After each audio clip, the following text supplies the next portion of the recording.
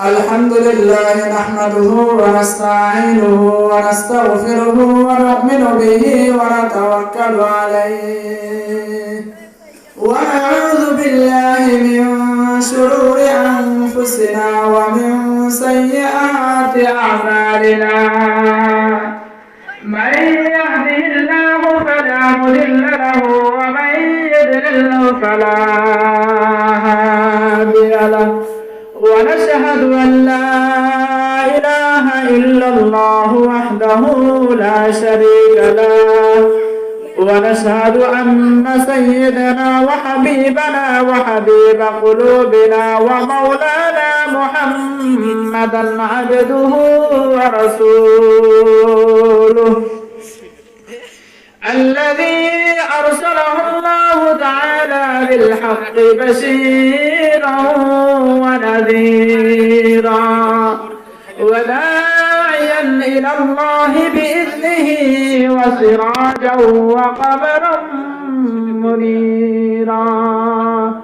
أما بعد فقد قال الله تعالى في كلامه المجيد والفرقان الحميد أما بعد فأعوذ بالله من الشيطان الرجيم بسم الله الرحمن الرحيم قل إن كنتم تحبون الله فاتبعوني يحببكم الله الله ويغفر لكم ذنوبكم والله غفور رحيم وقال تعالى في آية أخرى كل نفس ذائقة الموت وقال النبي صلى الله عليه وسلم من أحب سنتي فقد أحبني ومن أحبني كان معي في الجنة أو كما قال عليه الصلاة والسلام صدق الله مولانا العظيم وصدق رسوله النبي الكريم اللهم صل على محمد وعلى آل محمد كما صليت على إبراهيم وعلى آل إبراهيم إنك حميد مجيد اللهم بارك على محمد وعلى آل محمد كما باركت على إبراهيم وعلى آل إبراهيم إنك حميد مجيد दुनिया में हो दुनिया का तलबगार नहीं हो दुनिया में हो दुनिया का तलबगार नहीं हो बाजार से गुजार हो खरीदार नहीं हो बाजार से गुजार हो खरीदार नहीं हो अल्हम्दुलिल्लाह बावई खुला इस्लाहुल उम्मा নুরানিয়া মাদ্রাসার উদ্যোগে মাদ্রাসার উন্নয়ন কল্পে প্রথম বার্ষিক ওয়াজ মাহফিল আল্লাহ তাআলা আমাদেরকে দুনিয়ার সমস্ত কাজ থেকে ফারেক করে যে আল্লাহ পাক রব্বুল আলামিন আমাদেরকে জান্নাতি বাগান আলামাই কেরামদের মজলিসে আসার বসার তৌফিক দান করলেন এবং কিছু কথা বলা এবং শোনার জন্য তৌফিক দান করলেন এজন্য ওই রব্বে কারিমের দরবারে দিলকে উজাড় করে উঁচু আওয়াজে কালিমাতুশ শুকর সকলে শুকরিয়া আদায় করে বলে আলহামদুলিল্লাহ অথবা লক্ষ কোটি দরুদ সালাম ওই মহামানবের প্রতি যিনি আকে নামদার তাজদার মদিনা যিনি সৈয়দুল মুরসালিন খাতামুন নবিয়্যিন নবী আলাইহিস সালাতু ওয়াস সালাম হাদিসের ভিতরে বলেন, মান সাল্লা আলাইয়া ওয়াহিদাতান সাল্লাল্লাহু আলাইহি আশারা। নবীজি সাল্লাল্লাহু আলাইহি ওয়াসাল্লাম বলেন, যে ব্যক্তি আমি নবীর উপরে একবার দরুদ প্রেরণ করবে, দরুদ শরীফ প্রেরণ করবে, আল্লাহ তাআলা ওই বান্দার উপর 10 বার রহমত নাযিল করেন। সকলে বলি সুবহানাল্লাহ। তো আমরা সেই নবীর প্রতি একবার দরুদ প্রেরণ করি, সকলে বলি সাল্লাল্লাহু আলাইহি ওয়াসাল্লাম।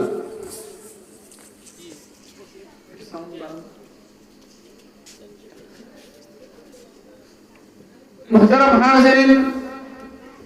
আল্লাহ তাআলা কোরআনের ভিতরে ডাকতে বলেন,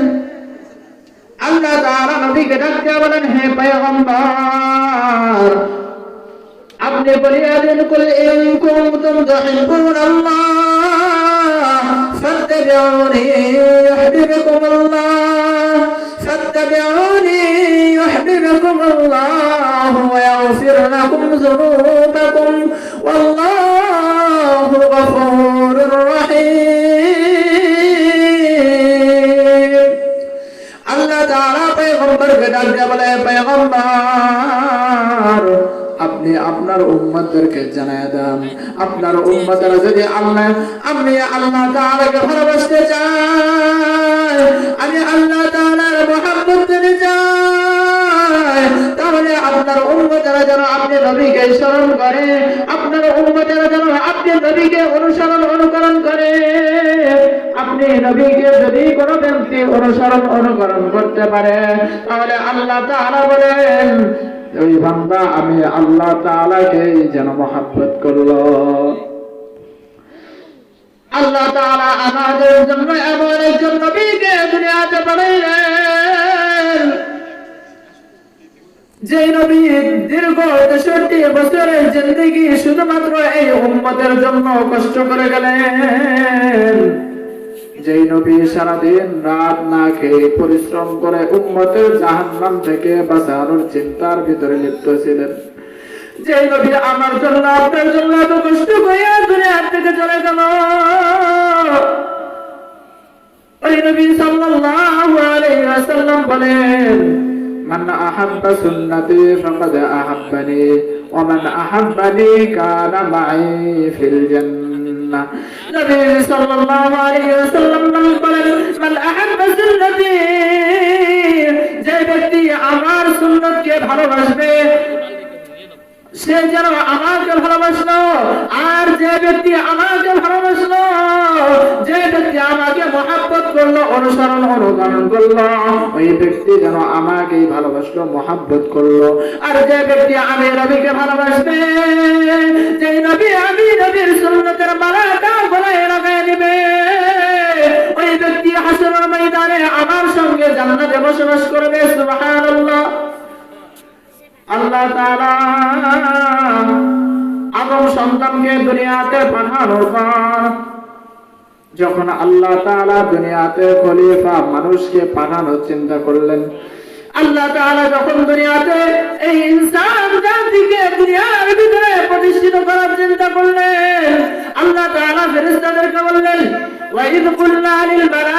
وَإِذْ قَالَ رَبُّكَ لِلْمَلَائِكَةِ إِنِّي جَاعِلٌ فِي الْأَرْضِ خَلِيفَةً। আল্লাহ তাআলা ফেরেশতাদেরকে বলতেছেন, হে ফেরেশতারা, আমি আল্লাহ তাআলা দুনিয়াতে মানুষ সৃষ্টি করতে চাই, খলিফা প্রেরণ করতে চাই। ফেরেশতারা তখন জবাবে বলতেছে, হে আমাদের রব, হে আমাদের মালিক, আপনি দুনিয়াতে কেন মানুষ সৃষ্টি করবেন? এই মানুষগুলো দুনিয়াতে গিয়া আপনার নাফরমানি করবে, এই মানুষগুলো দুনিয়াতে গিয়া একে অপরের সাথে ঝগড়া করবে, একে অপরের শব্দ প্রেরণ করবে, একজন অপরজনের সাথে লড়াই করবে, মারামারি করবে, হিংসা হাসাদ ফাসাদ করবে, একজন আরেকজনকে হত্যা করবে। তখন আল্লাহ তাআলা ডাকতে বললেন, হে ফেরেশতারা, আমি আল্লাহ তাআলা যা জানি তোমরা ফেরেশতারা তা জানো না। আল্লাহ তাআলা ডাকতে বলেন, হে ফেরেশতারা, তোমরা যখন আমি আল্লাহ যখন দুনিয়াতে মানুষ সৃষ্টি করব, তারা দুনিয়াতে গিয়া গুনাহের কাজ করবে,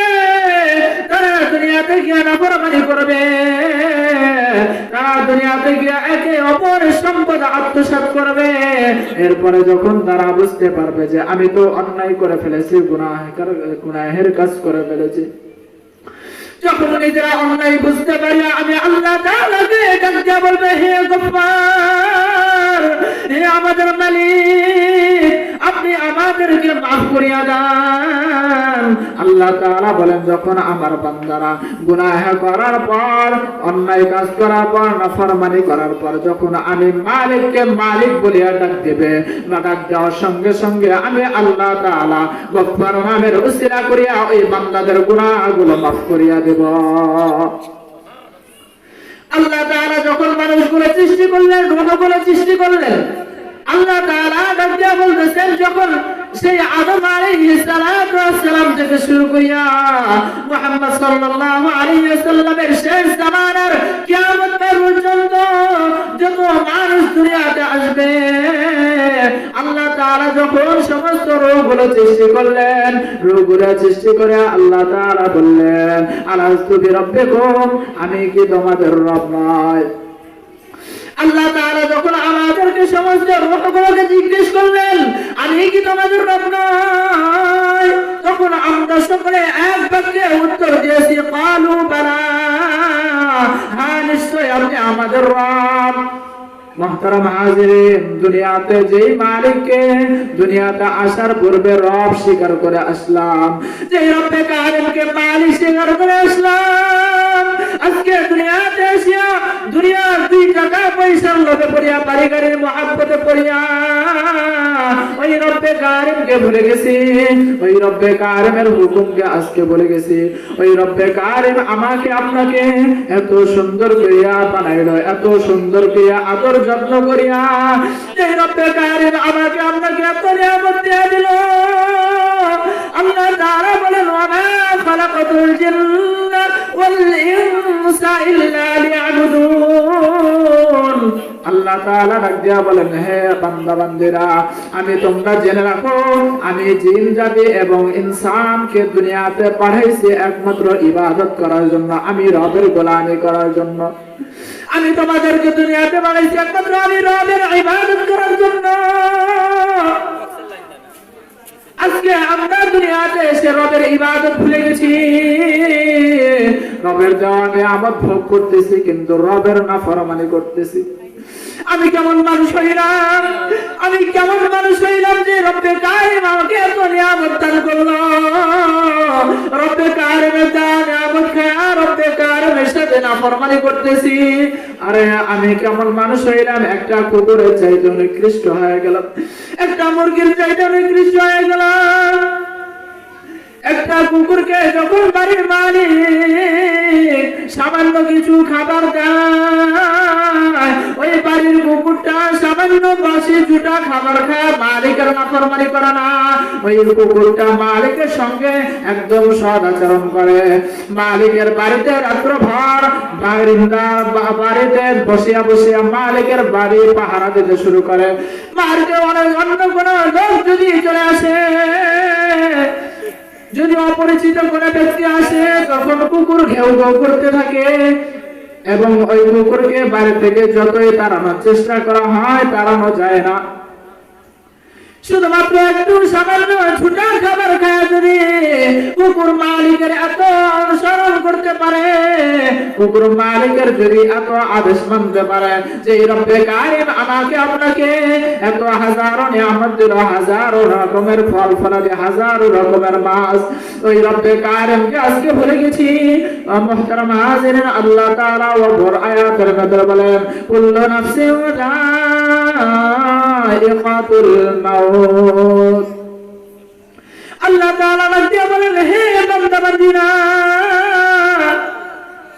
প্রত্যেকটা প্রাণীকে, প্রত্যেকটা হায়াতওয়ালা জন্তুকে মৃত্যুর স্বাদ আস্বাদন করতে হবে, মৃত্যুর স্বাদ গ্রহণ করতে হবে। প্রত্যেকটা প্রাণীকে,